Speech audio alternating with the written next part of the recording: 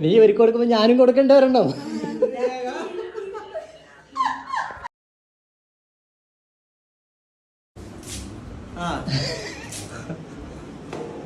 എന്താടാ അപ്പൊ നല്ല ഭംഗിയില് നിൽക്കണ